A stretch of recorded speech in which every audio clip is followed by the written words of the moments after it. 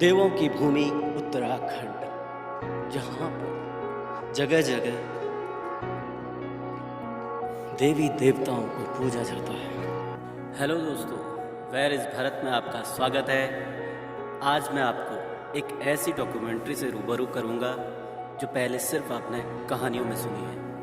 ये डॉक्यूमेंट्री है राजा रघुनाथ यानी भगवान राम।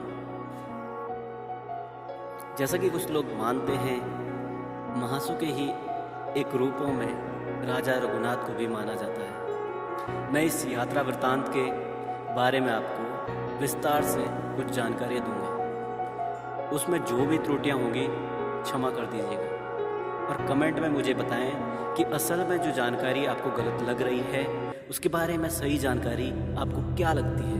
मुझे ईमेल या कमेंट में बताएं, जिससे मैं आने वाली अगली वीडियो में उसका सही से व्याख्यान कर पाऊँ। जैसा कि मेरी जानकारी के अनुसार उत्तरकाशी जिले के नौगांव ब्लॉक में कोडरपट्टी, जिसमें 27 गांव शामिल हैं, इसी में टांसिया एक जगह है जहां पर सबसे पहले पालकी जाती है।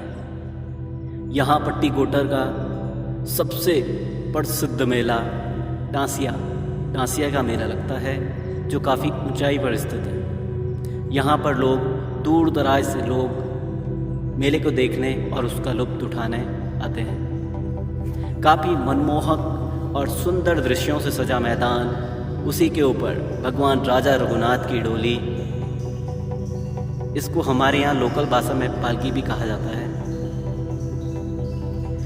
यहीं से इस राजा रघुनाथ की पालकी के इस साल के भ्रमण का विधिवत उद्घाटन होता है। राजा रघुनाथ की पालकी का पूरे 27 गांव गोडर में भ्रमण होता है। इसमें शुरुआत होती है खवंडी से, और किस तरह से खवंडी से होते हुए ऊपरी गोडर और पहाड़ों से होते हुए निचली गोडर के तरफ आते हैं, जिसमें बडोगी और फिर रिखाओं के बाद मातला के लिए प्रस्थान करता है। और मातला से इस डॉक्यूमेंट्री का आगाज़ कर रहा हूँ। पहाड़ों और पगडंडियों के पुराने समय के रास्ते बने हैं, तो इस तरह से धीरे धीरे गांव की तरफ देवता राजा रघुनाथ को लाते हुए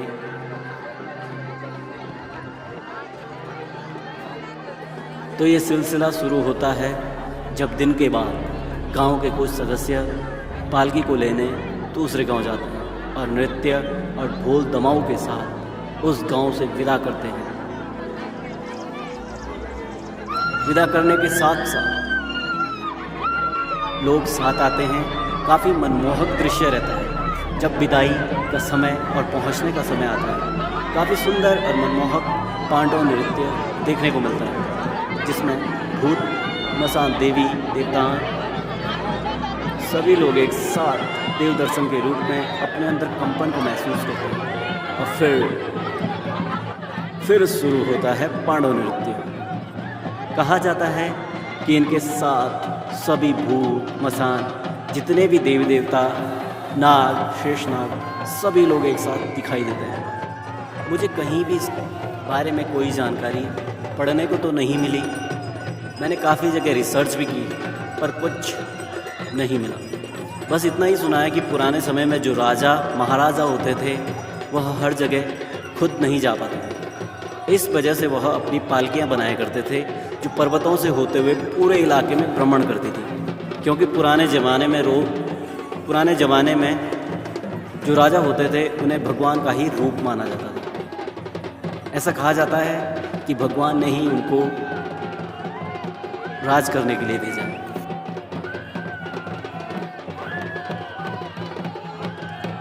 जैसे ही गांव में डोली पहुंचती है, सबसे पहले जो पुजारी हैं, जिन पर राजा रघुनाथ का अवतार वितरित होता है, उन्हें पालकी सबसे पहले अपना शीश झुकाकर तिलक करते हैं। और इस तरह से आंगन में मंडाण होता है। काफ़ी देर तक सभी लोग नृत्य का आनंद लेते हैं।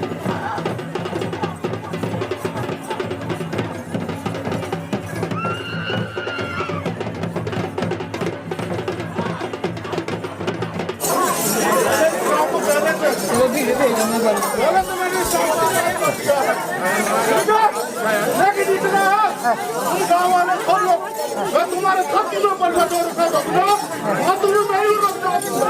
ठीक है। मैं पूरे क्वार्टर में कहीं पर लड़ हो सकता था, लेकिन तुम्हारे साथी को मैंने बाजी नहीं जान को पैसे में ठीक है। लेकिन इधर मैंने यहाँ पे दोपहर पाना पुटे में तो मैं आप लोग मालूम तो मेरे साथी है ठीक है। अगर और बाकी बोलाया तो हम बोले शहर में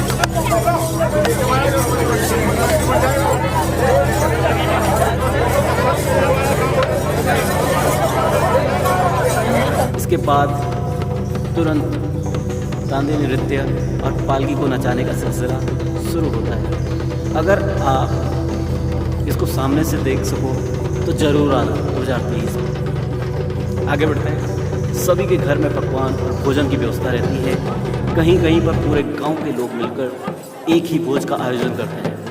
जैसे जिस गांव को सही लगता है व्यवस्था को उस हिसाब से देखते हैं।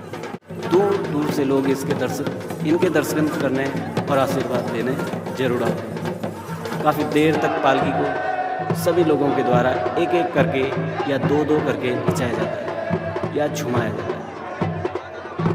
इसके बाद सभी लोग राजा रघुनाथ की पालकी यात्रा का जो विशेष बिंदु है कि इस पालकी में मांस और मदीना का सेवन वर्जित नहीं रहता, जिससे दूर दूर से मदिरा के शौकीन लोग मदिरा का सेवन और लुत्फ उठाने के लिए आते हैं और इनकी भक्ति में खो जाते हैं। खाना खाकर सभी लोग फिर से पालकी को नचाने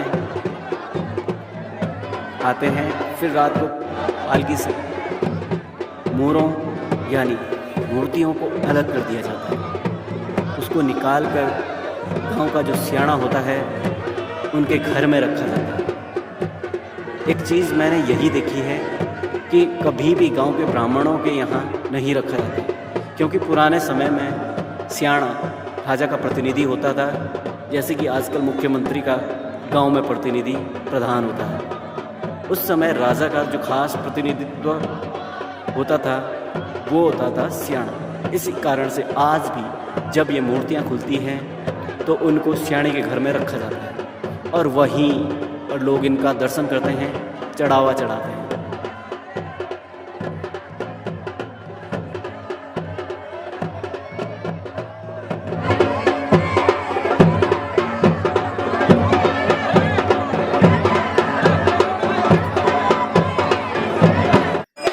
अगले दिन दूर दूर से आए हुए लोग वापस अपने घर लौट चुके हैं। अब लगभग गांव के रिश्तेदार और गांव के ही लोग बचे हैं। पूरे दिन भर पालकी के दर्शन और जाने की प्रक्रिया चलती रहती है। फिर दिन के बाद पालकी को सजाया जाता है और प्रस्थान के लिए तैयार किया जाता है। शाम होते होते पालकी को काफ़ी लोगों द्वारा नचाया या झुमाया जाता है।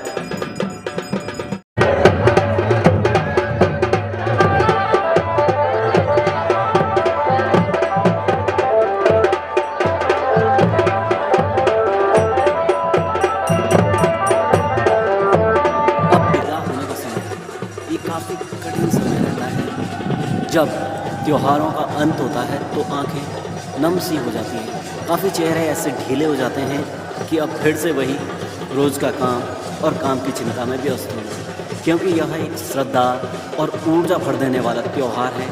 लोगों को इस त्यौहार का काफ़ी इंतज़ार रहता है। किसी भी त्यौहार या फंक्शन में लोग जाएं या ना जाएं, इस यात्रा में ज़रूर शामिल होने की कोशिश करते हैं, जिससे काफ़ी सारी चीज़ें इस यात्रा वृत्तांत में उनको देखने और महसूस करने को मिलती हैं।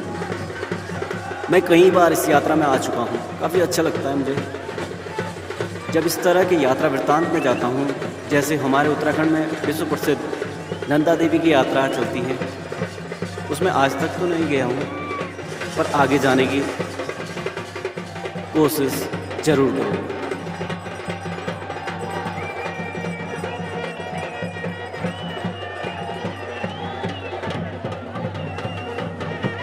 विदाई का समय है।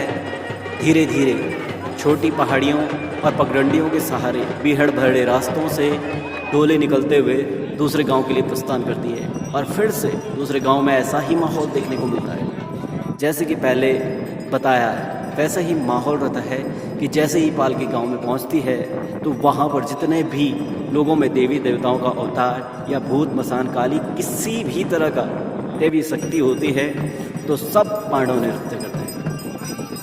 इस बार इस यात्रा में मैंने 4 गांवों की यात्रा की जो काफ़ी सुकून भरी रही, काफ़ी मनोरंजन किया मैंने इन 4 दिनों में।